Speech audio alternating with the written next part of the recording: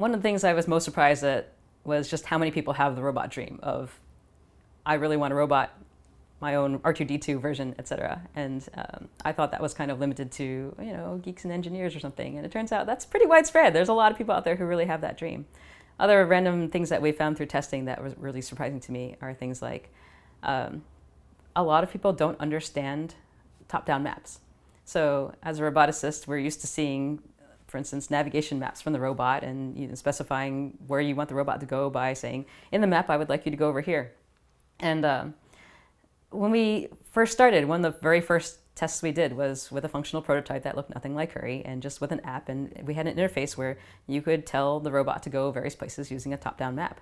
And most people could not understand the map and could not understand where the robot was and where they were telling him to go.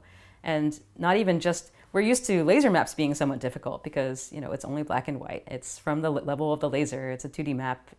It doesn't necessarily resemble what you think of as a floor plan for your home. Like you might see like on the wall, the emergency floor plan, this is where the exit is, etc. But even the emergency exit plans, a lot of people can't understand those. And we actually took top-down color maps of the room, which Kuri could not ever actually get because Kuri can't see above table height, for instance. But we took scanners that were able to scan the room from a much higher height and could make full color renders of this is what your entire room looks like from the top down. And can people even use that interface? And the answer was no, most people can't.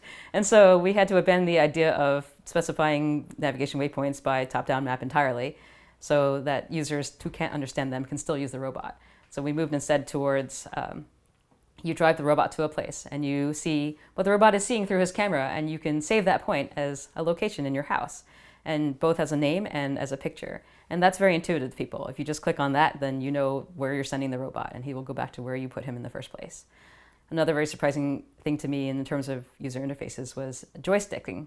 A lot of people can't actually joystick the robot with a basic joystick interface that you press forward and the robot moves forward. When they're looking at the robot and they press forward, the robot, they think it's forward from their point of view. They don't necessarily understand the transformation of forward from the robot's point of view. And some people never get that, even after a lot of practice. And so we're still working now on exactly what best interfaces to give people to allow them to move around. But some things that we've tried that people seem to enjoy are things like you can click in the image to make the robot drive there. And that's intuitive because you're looking at an image and you know where you're clicking on in the image, you know where the robot's going to go. That's much more intuitive.